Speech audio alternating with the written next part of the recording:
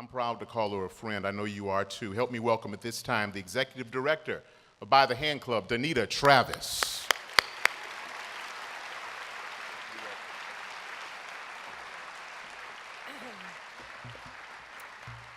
Good evening. Thank you so much for being here. Our theme tonight is Every Life's a Story, How Will Yours Be Told? And it's my prayer that this will be a night that we will remember for the rest of our lives. That we will see how we cannot write our life stories without our kids who are here tonight, and they cannot write their life stories without us. It's my prayer that we would see how we're part of each other's story, connected together for eternity. My other hope is that we will see that before legacies can be lived, they must be learned. So I'm going to tell you a little story about Donnita. Donnita was not a wealthy woman, but she had an open invitation to the city's poor to dine with her family. She would tell her young daughter, never eat a single mouthful of food without sharing with others. Her daughter would say, "Mom, who are these people eating with us?" And her mom would say, "Some of them are relations, but they're all people." This young lady grew up to be Mother Teresa. Also, there's Aunt Hannah. Aunt Hannah's young nephew came to live with her when he was 9 years old, and he was strongly influenced by her Christian faith. Later in his life, motivated by faith, he worked to abolish slave trade in the British Empire. We all know who this was. This is William Wilberforce. And then there's my favorite, Edward Kimball, a humble Sunday school teacher who finally mustered up enough courage to go down to a shoe store and share his faith with a young man who was stocking shoes in the back room. The young man's name was D.L. Moody. And I think most of us know that D.L. went on to be a world-famous evangelist, founder of the Moody Church, which is where By the Hand Club got its start. Thank you, Pastor Lutzer and the Moody Church. And also founder of the Moody Bible Institute, where our guest speaker tonight, Jerry Jenkins, is chairman of the board. For me personally, when I think about my legacy, I can't help from thinking about my mom. She's in heaven now, but I'm telling you, I'm doing what I did today because of her and her influence. She was a great example to me of loving others and loving God. But she was also a great example of our theme passage tonight from the book of Psalms, which I think really speaks to legacy better than any passage I'm aware of. It says, "The length of our days is 70 years or 80 if we have the strength. Yet the span is but trouble and sorrow, for they quickly pass and we fly away. Teach us to number our days aright, that we may gain a heart of wisdom. May the favor of the Lord our God rest upon us. Establish or make lasting the work of our hands." So what this is saying is life is short. We're to use our time wisely, and our work should have some lasting impact beyond our own lives, leaving a legacy for future generations and eternity. Now, this seems overwhelming, but I think less so if we keep in mind what Katie Davis says in her book, Kisses by Katie. She says, "People who really want to make a difference in the world usually do it in one way or another. And I've noticed something about people who make a difference in the world. They hold the unshakable conviction that individuals are extremely important, that every life matters. They get excited over one smile. They're willing to feed one stomach, educate one mind, treat one wound. They aren't determined to revolutionize the world all at once. They're satisfied with small changes. Over time, though, the small changes add up. Sometimes they even transform cities and nations, and yes, the world." With your help, that's exactly what we see happening at By the Hand Club for Kids. We see young lives being transformed, and those young lives are going on to transform their neighborhoods, and I believe one day will transform this city and maybe even the world. For those of you who are new to By the Hand Club, we're a Christ-centered after-school program that, just like our name says, takes kids by the hand in first grade and walks with them all the way through college, helping them have new and abundant life. Our theme verse is John 10:10. The thief comes only to steal and kill and destroy. Think about what's happening with our youth here in Chicago. I came that they may have life and have it abundantly. Our mission at By the Hand Club is to care for kids who are most likely to drop out of school based on reading scores, to care for them during the most dangerous time of day, the after-school hours, which is when more crimes are committed by and against youth than any other time, and to care for their most pressing needs, mind, body, and soul, chipping away at any barrier that might keep a child from showing up in the classroom ready to learn. To give you an idea of what this looks like, we have safe transportation to and from our clubs on school buses. At the clubs, we have reading specialists and college specialists to make sure that we get our kids on track and that they stay on track academically.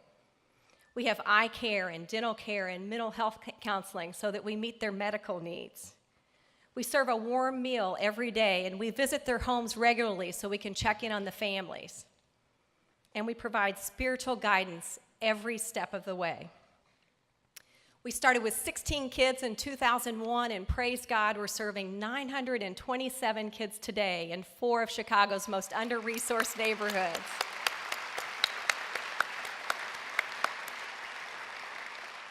We're in Cabrini Green, Altgeld Gardens, Inglewood, and Austin.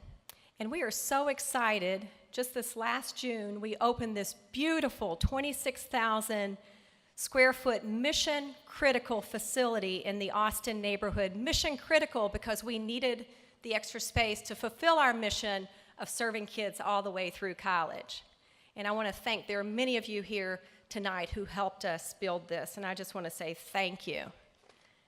By the way, since we opened this new facility, arrests for the sale of drugs are down 75%, and armed robberies down 100% on this block, previously known as one of the most dangerous in Chicago. So, with God's help, we are changing young lives and changing neighborhoods.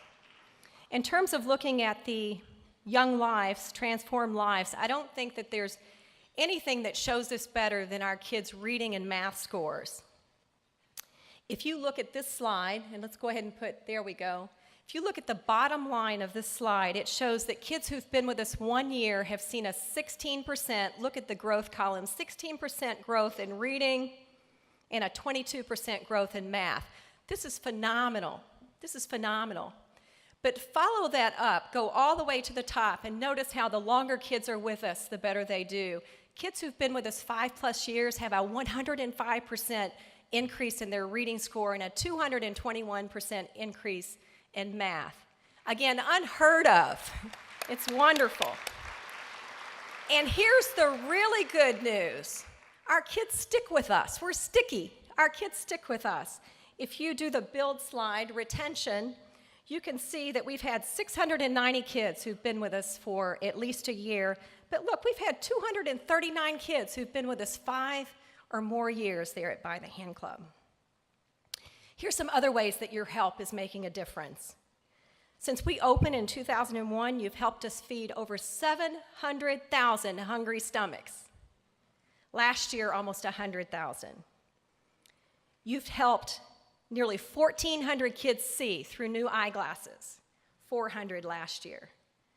You've helped nearly 1,200 kids improve their reading, 359 last year. And I just want to mention, we're doing some really neat innovation in reading using technology, and we just completed a 5-month pilot, and we saw a 1.2 grade increase with the kids in 5 months. So we're going to be rolling that out to the other sites. Isn't that exciting? So awesome. And then the reason for everything that you see here tonight, thanks to you, nearly 2,000 kids have put their trust in Jesus, 218 last year. And that's why when we talk about change, we talk about transformation, not improvement. We see our kids transforming from the inside out. As a result of all of this, 91% of our kids have gone to college, and a really important number, you don't see this anywhere else, 71% of those kids are still in college or have graduated from college today. That's a high persistency rate.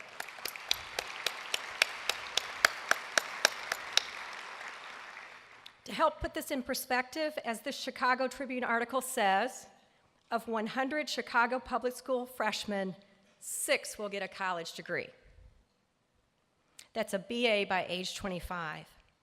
At By the Hand Club, we're on track to have 6 times that number. 6 times that number. And if you look at the number of kids at By the Hand Club that will get their BA, but after age 25, and also kids who are getting their degrees from vocational and technical schools, it's 12 times that number. Absolutely incredible. Now, yeah, go ahead. We can't clap too much for our kids. So now, are you ready for some really good news? We just learned, you heard from Malik, that there are 54,000 kids who apply for the Gates Millennium Scholarship every year. About 1,000 are awarded the scholarship.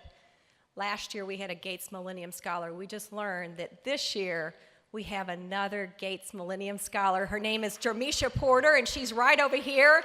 Let's congratulate Jermisha. Woohoo!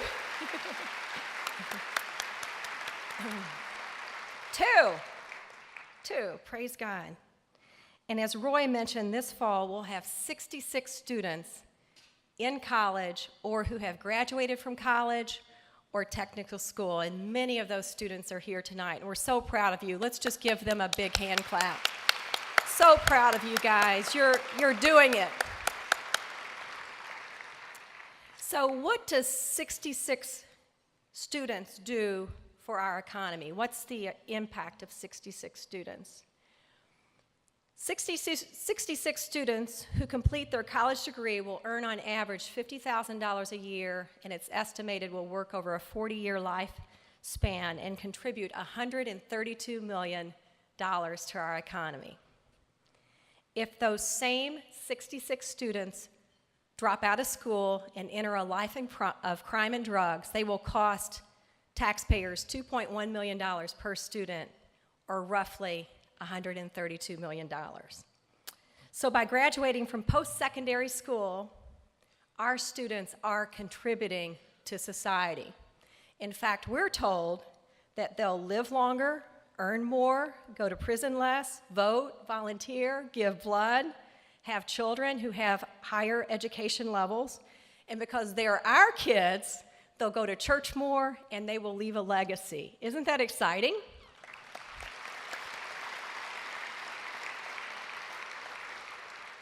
So every life's a story, and our kids have wonderful, life-changing stories to tell. In fact, we want Kiwan to tell his right now. So welcome, Kiwan.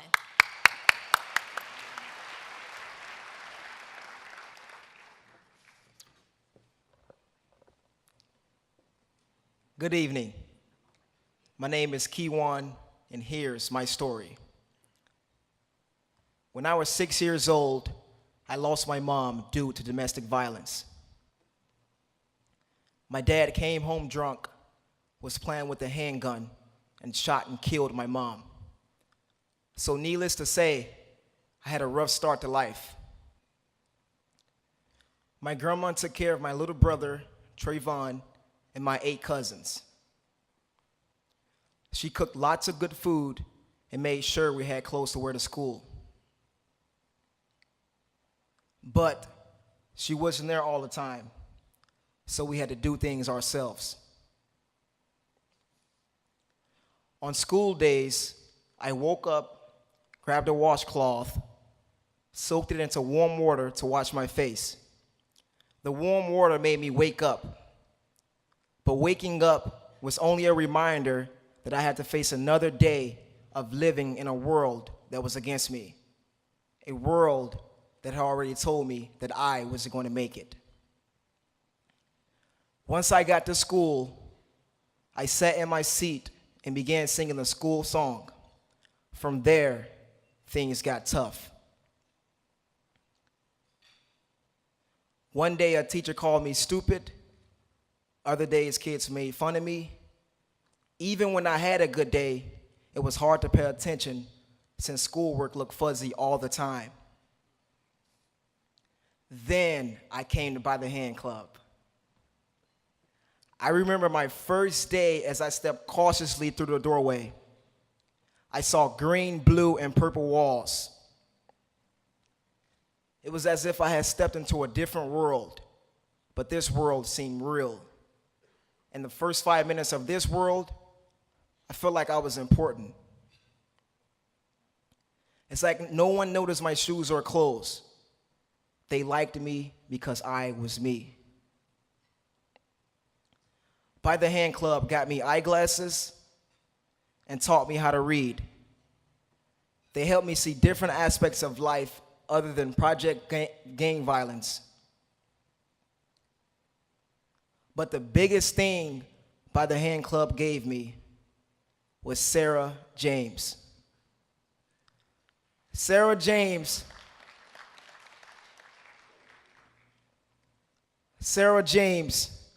my team leader. Sarah James, who adopted me and Trayvon. Sarah James, who is now my mom.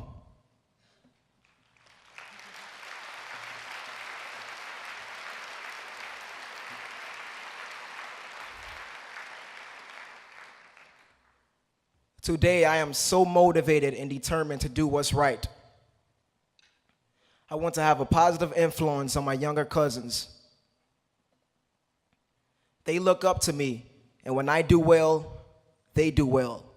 They're all in high school and are doing well.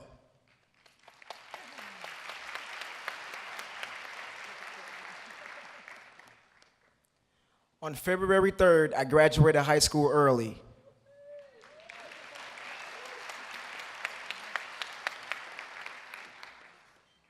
I'm planning on going to college this fall.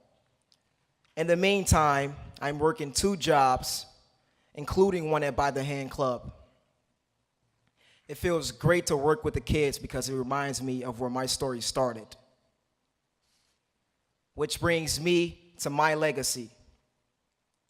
I want to use my legacy to encourage others and give God the glory. I want people to see how God knew my story before it ever happened and placed people like By the Hand Club and Sarah James in my life to overcome. I want people to know that if God can help a little boy like me, he can help anybody overcome. A little boy who seemed like he was at the end of his world, he can help them too. Because this little boy had overcome so much with all his struggles, and through By the Hand, they have helped him overcome. That's my story. Thank you.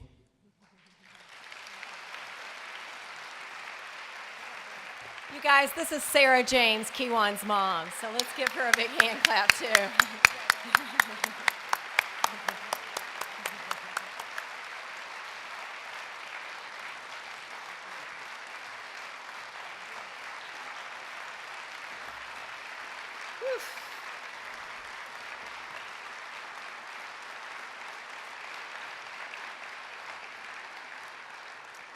So we plan on having many more stories to tell in the future.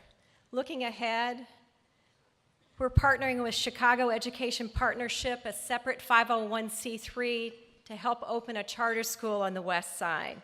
It'll be opening next year, next fall. That's right, you can clap. By the Hand Club will remain a separate 501c3. Our vision and mission will be the same, Christ-centered after-school program, helping kids have abundant life. But by partnering with this school, in 5 years from now, by 2018, we will be caring for twice as many kids as we're caring for today. We'll be able to take care of them more deeply than we do today. The kids will be in school starting at 7:30 in the morning, and they'll be with us ending at 6:30 in the evening, 7:30 in the morning to 6:30 in the evening. And we'll be able to operate By the Hand Club more efficiently because of the synergies and economies with the school. Well, that's the By the Hand Club story, or at least all I have time for tonight. And you can't have a great story without a great ending, right, Jerry? Got to have a good ending. So here's the ending. Are you ready for it?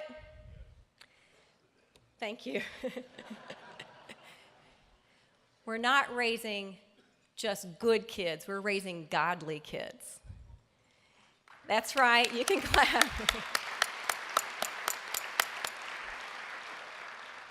And as our kids put their trust in Jesus, we see the narrative of their lives change, now and for eternity. So as the saying goes, they live happily ever after. Now that's a good story. That's a good story. In fact, Jerry, I think it might be a bestseller. What do you think? I hope so. We'll see later tonight when we do our giving cards if it's a bestseller.